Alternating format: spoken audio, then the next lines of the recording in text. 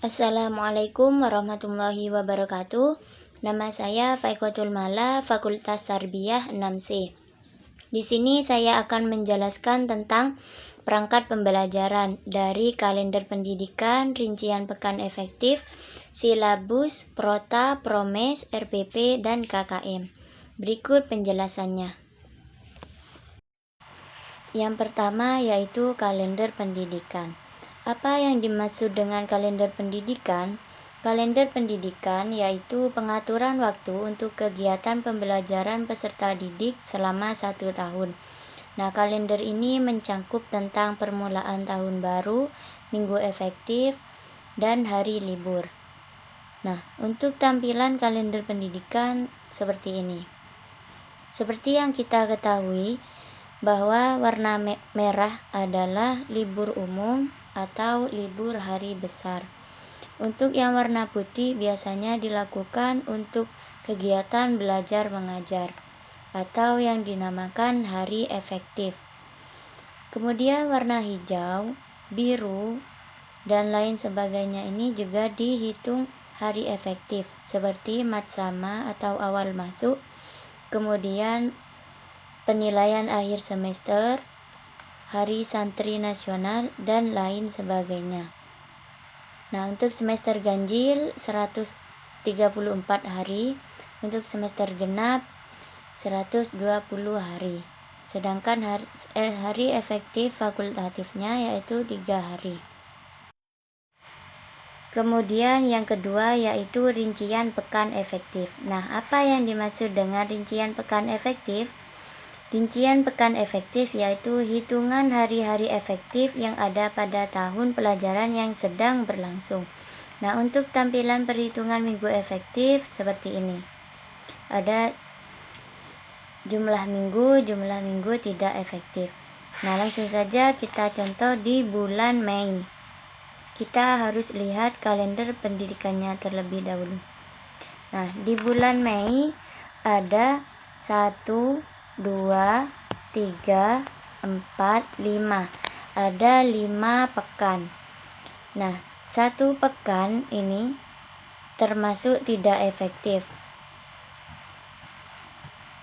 Nah, tidak efektifnya yaitu ada ujian akhir semester, itu dihitung jumlah minggu tidak efektif. Nah, kemudian banyaknya cara menghitungnya yaitu banyaknya minggu efektif. Nah, ini 26 dikurangi 7. 7 itu yang tidak efektif, sama dengan 19 minggu. Kemudian banyaknya jam pelajaran. Dari banyaknya minggu efektif dikurangi tidak efektif kan 19. Kemudian 19 minggu ini dikali 4 jam pelajaran. Nah, menjadi 76 jam pelajaran. Nah, seperti itu untuk rincian pekan efektif. Kemudian yang ketiga yaitu silabus. Nah, apa yang dimaksud dengan silabus? Silabus adalah rencana pembelajaran pada suatu kelompok mata pelajaran atau tema tertentu. Nah, untuk tampilan silabus seperti ini. Pertama-tama kita harus mengisi satuan pendidikannya terlebih dahulu.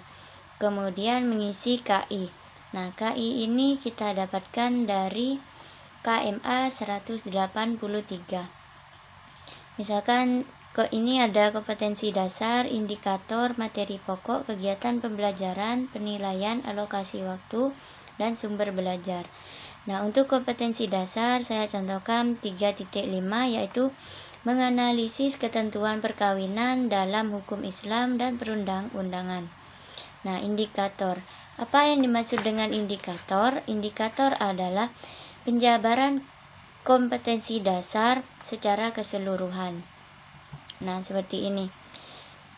Misalnya menganalisis materi tentang pernikahan, menganalisis materi tentang meminang atau khitbah, menganalisis materi tentang memahami mahram dan prinsip kafah dalam pernikahan. Nah, materi pokoknya ini pernikahan dalam Islam. Kemudian kegiatan pembelajaran. Ada mengamati, menanya, mengeksplorasi, mengasosiasi, dan mengkomunikasikan materi tentang pernikahan. Kemudian penilaiannya pengetahuan, keterampilan, dan sikap. Untuk alokasi waktu ini kita peroleh dari rincian pekan efektif yang telah kita buat. Kita sesuaikan untuk jam pelajarannya itu. Kemudian sumber belajar. Nah, kita dapat belajar materi ini dari buku Siswa Fikih kelas 11 revisi 2019, modul LKS, dan lain sebagainya. Kemudian yang keempat yaitu PROTA atau program tahunan.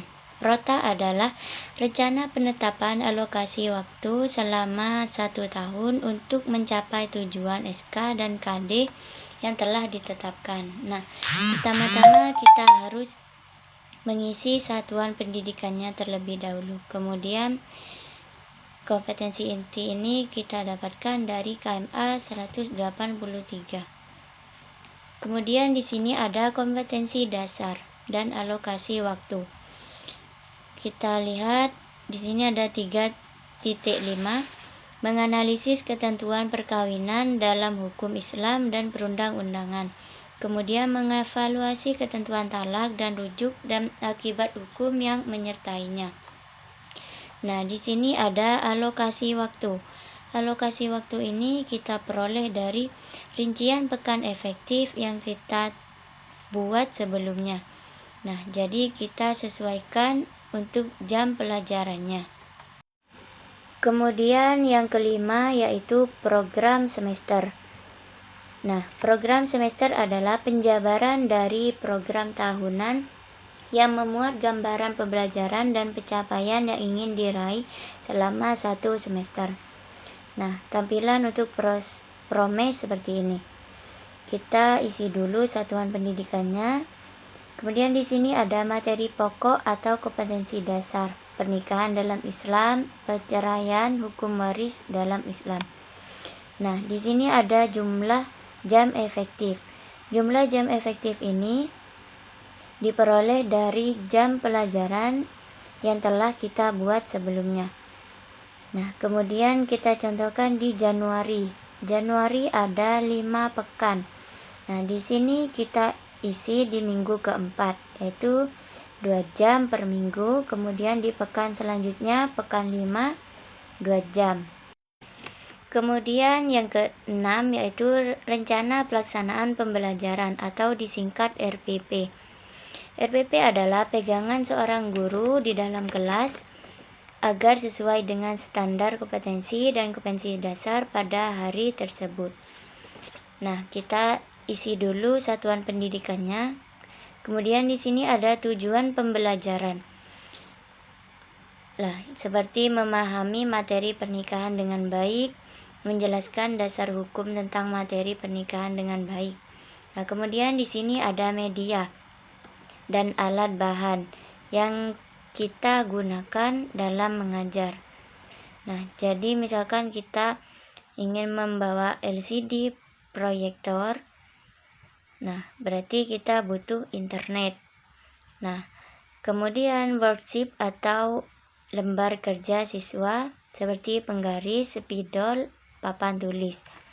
Nah, kemudian di poin B ada kegiatan pembelajaran. Nah, pertemuan ke-1.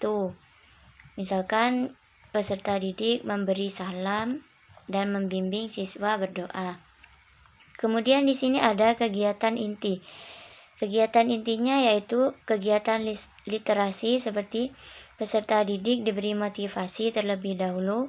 Kemudian ada critical thinking, berpikir kritik, collaboration atau kerjasama, communication atau berkomunikasi, creativity atau kreativitas. Kemudian di sini ada penutup. Penutup guru bersama peserta didik merefleksikan pengalaman belajar. Guru memberikan penilaian lisan secara acak dan singkat. Kemudian poin C, penilaian hasil pembelajaran. Yang dinilai yaitu penilaian sikap, penilaian pengetahuan, penilaian keterampilan. Kemudian yang ketujuh yaitu kriteria ketuntasan minimal atau disebut KKM. KKM adalah kriteria paling rendah untuk menyatakan peserta didik mencapai ketuntasan minimal. Nah, untuk kriteria ketuntasan minimal seperti ini. Kita isi dulu satuan pendidikannya, kemudian KI. Nah, di sini ada kompetensi dasar. Kemudian ada indikator, ada kompleksitas. Nah, kompleksitas ini adalah indikator antar hubungan di dalam suatu proyek atau program. Ada tinggi, sedang, rendah. Kemudian ada daya dukung, tinggi, sedang, rendah. Kemudian ada intake, yaitu kemampuan rata-rata peserta. Nah, kita sesuaikan dengan kemampuan peserta didik kita. Kita bisa menilai tinggi, sedang, atau rendah. Nah, itu semua tergantung dengan penilaian di peserta didik. Demikian video tentang perangkat pembelajaran. Kurang lebihnya, mohon maaf yang sebesar-besarnya. Wassalamualaikum warahmatullahi wabarakatuh.